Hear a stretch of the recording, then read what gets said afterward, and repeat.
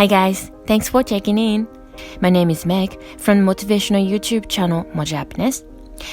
As you can see from the title, I'm going to be sharing with you the 20 lessons I learned in 2020.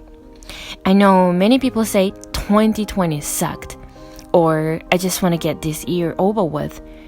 Although I feel you crystal clear from the bottom of my heart, I still ask myself, is this really the reason though? Is everything going to be great in 2021 once the year 2020 passed by? The answer is no. And these are what I asked myself instead of blaming something else. What made me think or feel this way? Was there something I could do or not? Was it my fault? We need to think sometimes and ask ourselves cognitively, observing and reflecting how I feel or what I need to make progress in my future actions. So the goal of this video is to reflect upon 2020 as a lesson to your life with my 20 lessons as examples. Having life lessons from suffering, loss, and failure is the way we can make ourselves better, wiser, stronger, happier, and healthier. I don't mind at all if you watch this video at 2 times speed. I'd rather you get any takeaways from this video to reflect on the year 2020 and help move on to 2021 for the better than just stop watching the first few minutes of this video. So, without further ado, let's get into it. 1. Nothing is guaranteed. I know it sounds cliche, but more or less, 2020 has taught us how human physical interaction is important to all of us, including me, as an introvert. I love being at home and doing my own thing 24/7. Yet, I miss hanging out with my precious friends and family and even chatting with strangers in person more than ever. Oh, you have no idea how badly I miss hugging people too. Another thing is that 2020 was such a thoughtful year to rethink what is normality in our life. Normality is a unique recognition that it can't be recognized unless you once lose it. And this year was that year, I'd say. So, this stay-home lifestyle made me realize how life is uncertain. In other words, I feel thankful for the lesson of sharpening up my awareness of our precious daily normality that we experience now and for the future. 2. Location affects your happiness. In case this is your first one of my videos, I was born and raised in Japan and moved to the States about 8 years ago. So throughout this year, I've kept an eye on Japanese actions of how they face this pandemic from outside my homeland. And I experienced such a weird mixed feelings while observing such as worry, upset, relief, disappointment, more than I've ever had. You know what I mean? In Americans' case, on the other hand, they made laws or regulations in each state very differently. That was also an interesting / irritating topic to see in regard to where I choose to live and be as an immigrant. Have you ever watched a YouTube channel called Asian Boss, by the way? It's an interviewing channel which asks questions pedestrians to hear public opinions.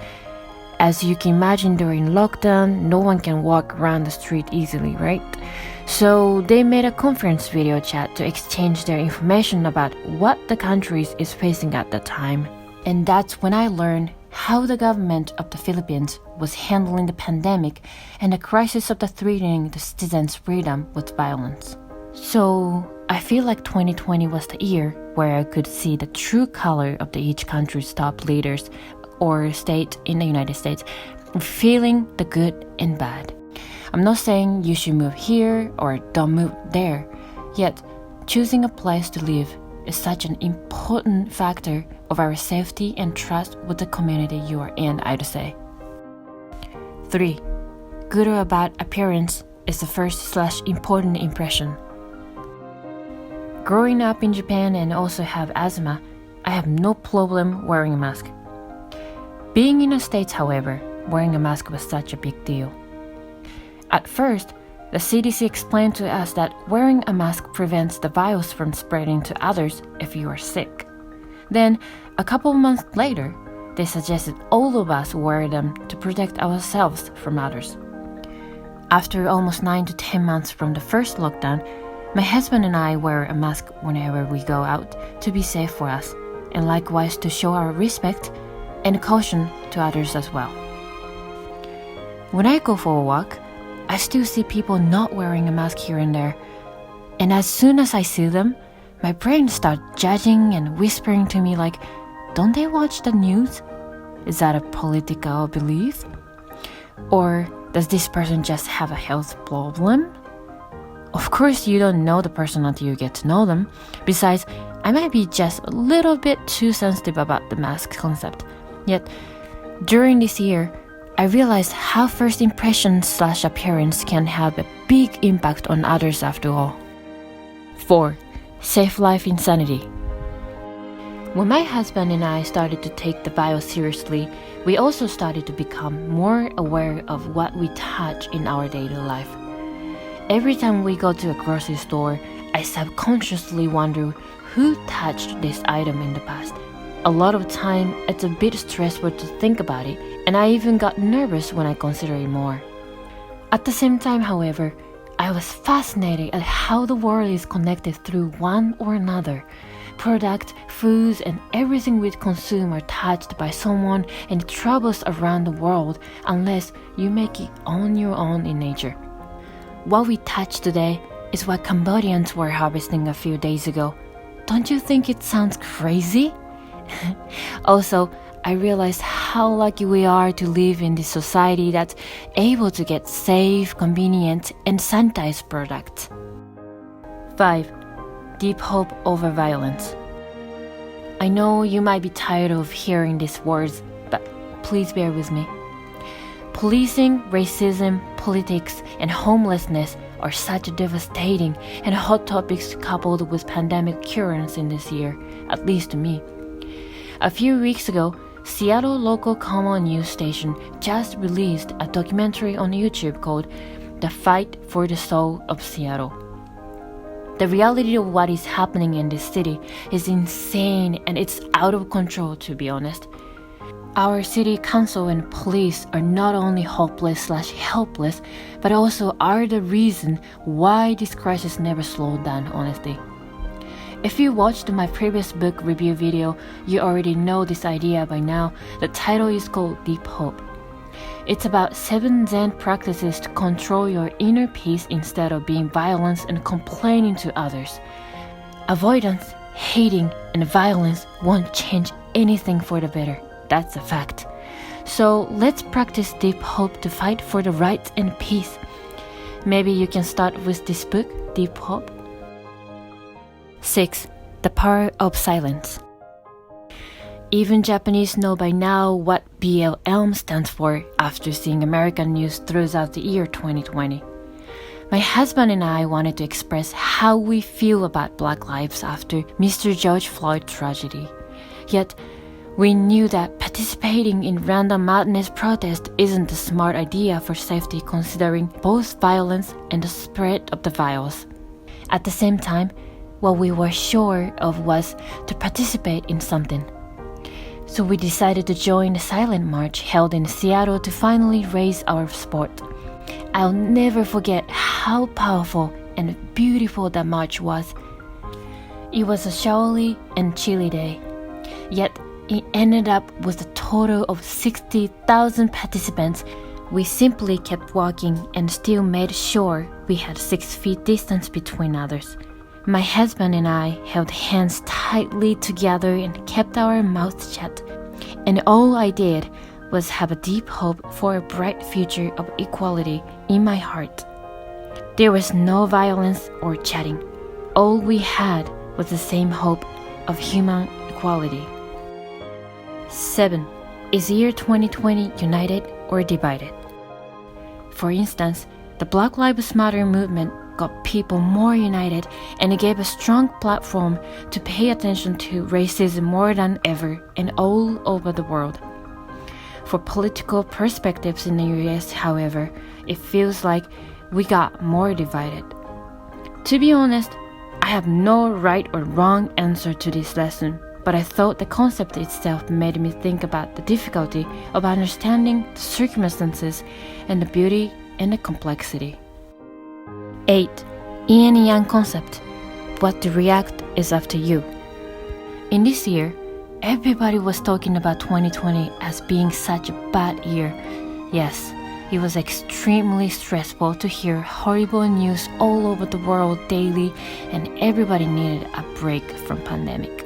So that's how I regularly focused on asking myself, is there any good news this year at all? Yin and Yang is a philosophical concept that everything has two sides.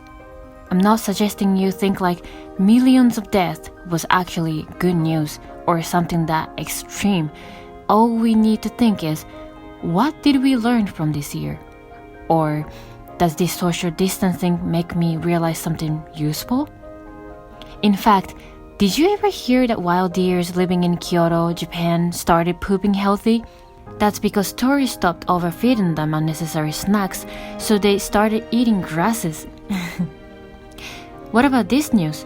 I made a video about this topic.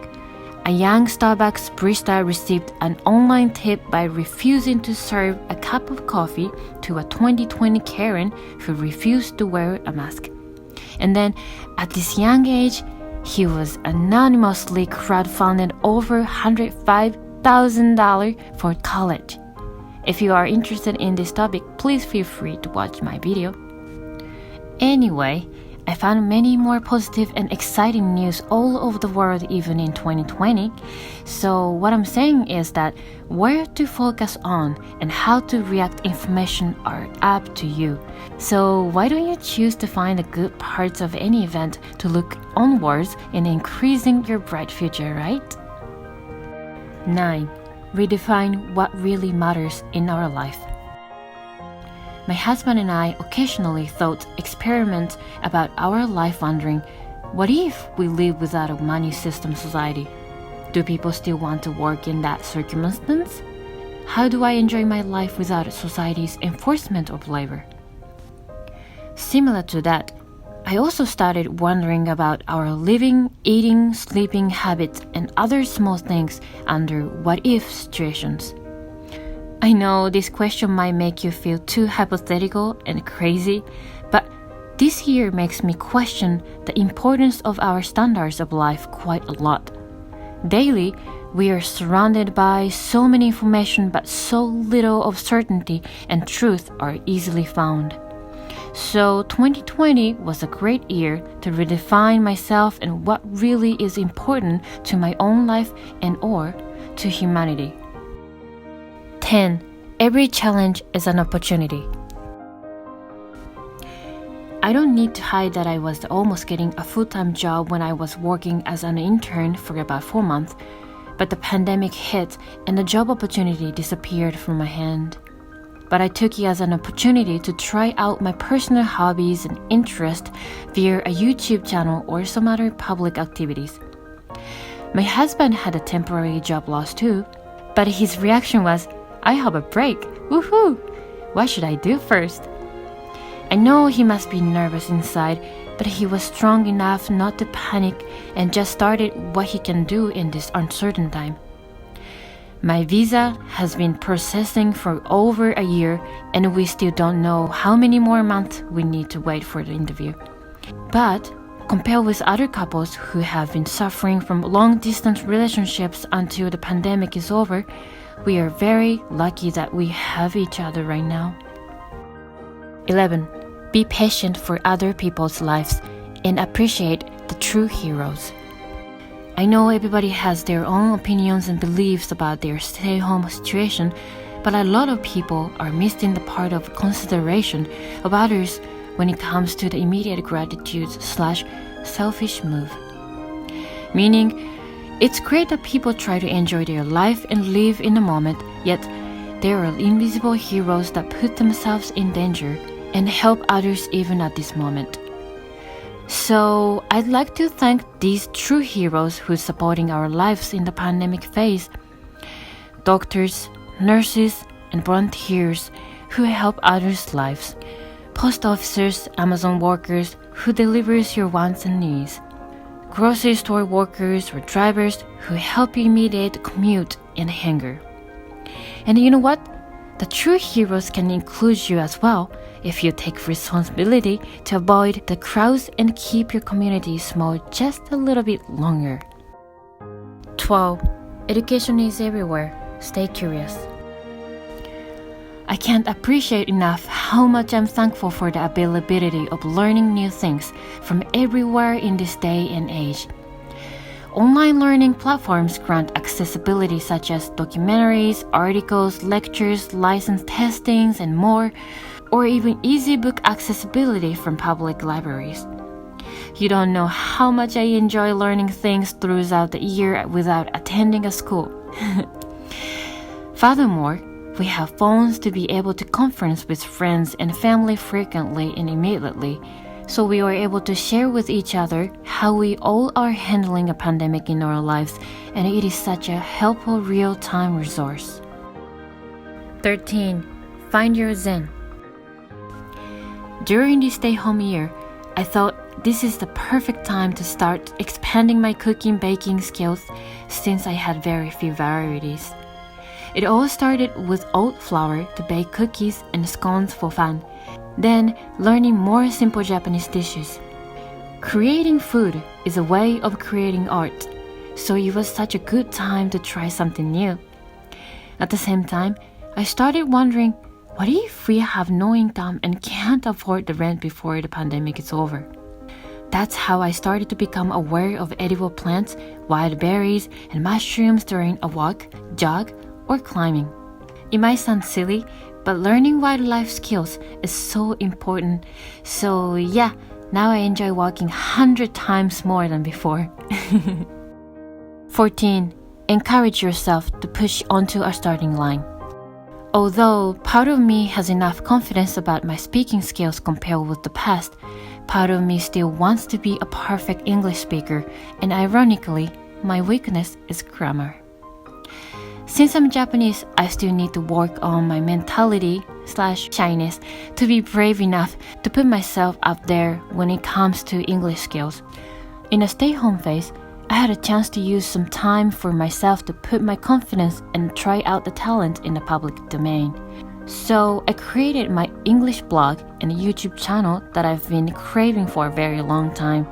To be honest, the number of views are still very, very small. Yet, I'm proud of myself enough that I posted my own English blog articles and video contents. I think the hardest part of life is to stand on the starting line. Yet, once you're brave enough to step on it, then stepping in naturally comes, and the next movement you realize you are already in the game. So, I was grateful to have these experiences this year. 15. Engaging life with someone. Have you ever heard the term Corona divorcing? It means a couple decided to divorce during the pandemic phase because the stress of staying home together causes too many arguments. That sounds stupid, huh? But this term was exposing a big issue in Japan for a while. I don't deny that my husband and I didn't argue at all during this year. Gracefully, however, we know what is the most important things between us down the line, so we solved our issues and madness one by one. I'm not gonna lie, I felt very lucky to have this man to quarantine with. 16. Fear is the enemy, not people or pandemic. Even if we believe humans are the most wise animals on the planet, still, we react to every little thing that makes you scared. The fear is not necessarily only for visual scary objects, but also for the unknown things that makes us worried. I saw people buy unnecessary amounts of toiletries, masks, sanitizers, and more goods out of worriness and the unknown. Or fear of a failing economy makes people protest without wearing masks and yell on the street for days. I was unreasonable sometimes too. I was arguing with people over the topics of masks or politics throughout the year over and over. But what I want to say here is that we need to listen to ourselves carefully over what and why you're feeling anger, madness, fear, irritation right now. And then I'll ask myself, is there any way I can avoid, prevent, or accept rational emotions? So again, instead of accusing someone or something else, talk to yourself first. And if needed, give yourself a bit of a break from others too. That surprisingly helps to solve your personal problems. 17. People are different, and so are their standards. Including myself, if you did your best to understand someone and still it doesn't seem to be working between you and them, then it's time to let it go, at least for now. I had some disagreement with my friends over the pandemic, politics, Black Lives Matter, and more issues in 2020. But the funniest thing is that our initial priorities were basically the same, but the way we act upon it can be quite different, and that easily disappointed each other. Don't you think that's ridiculous? So to me, this year was such a wake-up call about understanding the differences in people. Everybody has their own beliefs and no one else can immediately force them to change it. So it wasn't easy, but I glad stepped aside and zipped my mouth to try and make peace between us. Besides, we already have enough stress over other stuff this year anyway. Why don't we take a deep breath and give us all some time, right? I'm not suggesting you to outright avoid the subject with them. Instead, let's talk it out when the time is right and listen to each other from heart to heart. As long as we care enough about the topic or other people, time will heal and you'll find compromise. 18. Control your media feed to not to be controlled. This is another bad habit that I needed to change this year. Yes, unfortunately, 2020 was such a busy social media world. I also got stuck into it since I was working on things all day long at home. When I strongly disagree over someone else's postings, I used to react to it right away and felt guilty about what I said later on. Yet, I practiced how to control myself after a while. And now, I wait at least 1 hour to a whole day before commenting, retweeting, sharing without passing commenting. And if I really need to speak up about something that is wrong to a person, then I'll send a direct message instead of a public one to keep it in person. If you haven't watched the Netflix documentary called Social Dilemma, I recommend you to watch it and observe your level of social media obsession. It's mind-blowing and sad how the younger generation are seriously affected by social media. 19. Humans need instructions to learn how to be better, happier, and nicer. How to work from home, how to avoid the vials, how to deal with argument with who you love, or what to do in my school year without a school. These are just some examples of internet searches and articles topic during 2020. It probably will sound funny when you look back in 10 years or so, how much we were counting on these questions to survive this year. But this is how we learn new things, and we should keep looking for them. Do you know why? Because learning new things is the way we will make ourselves better and wiser. In fact, this year is a big turning year for a lot of us to think about how to make money working from home or educate without going to a physical school. So, keep asking and wondering to yourself questions to find your answers. Then, you eventually understand your style, happiness, or confidence without living in a cookie-cutter lifestyle anymore. 20. 2020 was not the reason why you couldn't be happy. If you watch this video, I assume you have a house, food, and Wi-Fi access to watch right now. That means you are already lucky to have such a safe place and tools to keep yourself updated and cozy. If you worry about your business, family, or friend situation, that means you are already lucky enough to have something or somebody to care about. If you stress about travel restrictions, Again, you are lucky to have the ability of curiosity and investment of your time and money to see the world with your own eyes. I know this year has been a crazy hectic one for all of us in different ways and with so many unusual life choices the pandemic forced us to make. However, please don't forget about this. Happiness and peace exist within you, and don't depend on materials you buy or what others told you. Keep that in mind and make your personal plan or goal instead of relying on business success or waiting for the pandemic to be over. So don't wait, just take your actions right now. Thank you for watching all the way to the end. Did you have any similar thought with any of my lessons? The pandemic spread has restricted our social and personal interaction and business opportunities. But that's just a part of life, and we need to accept the flow. Instead, what we can do is control your inner feelings not to let you down.